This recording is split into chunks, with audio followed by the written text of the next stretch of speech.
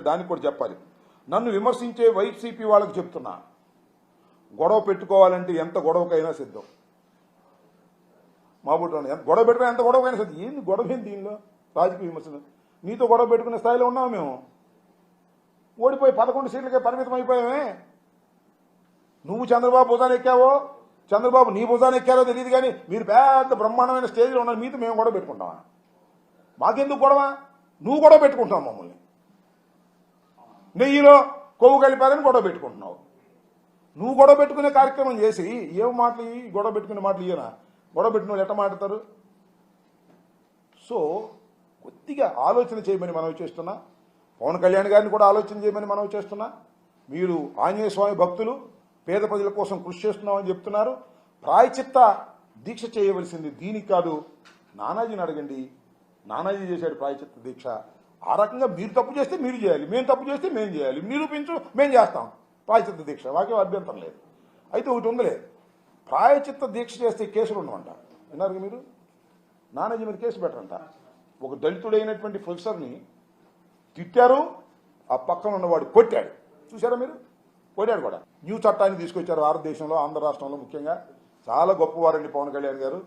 దయచేసి నీ ప్రాయచిత్త దీక్ష పక్కన పెట్టి మా మీద ఎంక్వైరీ చేసి నిరూపించే కార్యక్రమం చేయి.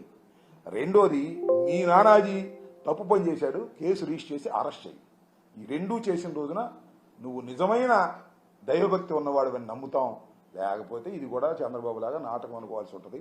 దయచేసి ఆలోచించమని గౌరవనీయులైన డిప్యూటీ సీఎం గారైన పవన్ కళ్యాణ్ గారు, అదేం షూటింగ్ అది, హరిహర వీరమల్లు షూటింగ్లో పాల్గొంటున్న మీకు నమస్కరించి వినయంగా ప్రార్థిస్తున్నాను. అయ్యా, ఈ కార్యక్రమాలు చేయండి తప్ప ఊరిని ఆవేశపడమాకండి.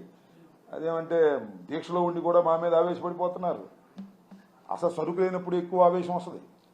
నిజంగా నిరూపించే దమ్ముంటే ఆవేశం రాదు. ఆరోపణ కూడా విపరీతమైన ఆరోపణలు. ధర్మారెడ్డి గారి మీద ఆరోపణ, సుబ్బారెడ్డి గారి ఆరోపణ, మరి మా కరుణాకర్ రెడ్డి గారి మీద ఆరోపణ, జగన్మోహన్ రెడ్డి గారి మీద ఆరోపణ. అయినా మాకు ఆయనకి ఏం పెద్ద మాకేం కోపాలు లేవండి. కోపాలు లేకపోతే ఇదేం పని? ఎక్కడో మీకు అంతర్గతంగా ఏదో కక్ష పెట్టుకున్నారయ్యా. కక్షను వదిలేయండి. చంద్రబాబు వదలడుగా, మీరన్నా వదలండి. ఒక మంచి, ఎందుకంటే భవిష్యత్తు కలిగిన నాయకులు కదా. ఇప్పుడే డిప్యూటీ సీఎం అయ్యారు. భవిష్యత్తులో ఏమవుతారో చెప్పలేం కదా. మీరు కరెక్ట్గా ఉంటే, కరెక్ట్గా ఉంటున్నాను అని తెలుగుదేశం వాళ్ళు అనుకునే విధంగా కాదు, నీ పార్టీ వాళ్ళు అనుకునే విధంగా ప్రవర్తించు. సామాన్య ప్రజలు అనుకునే విధంగా ప్రవర్తించు. ఏదో ప్రకాష్ రాజు ఒక సలహా ఇస్తే ప్రకాష్ రాజు మీద ఆవేశపడిపోతే ఎట్టా చెప్పండి? నాకు అర్థం కాదు. అంటే నీకు ఎవరు సలహా ఇవ్వకూడదా? ఇస్తే ఊరుకోవా? ప్రకాష్ రాజుకి ఏమి సంబంధం, రాజకీయాలకు ఏమి సంబంధం ఉండాలని అనుకోవట్లేదు నేను. Is an actor like you, is a nice actor like you, like your brother.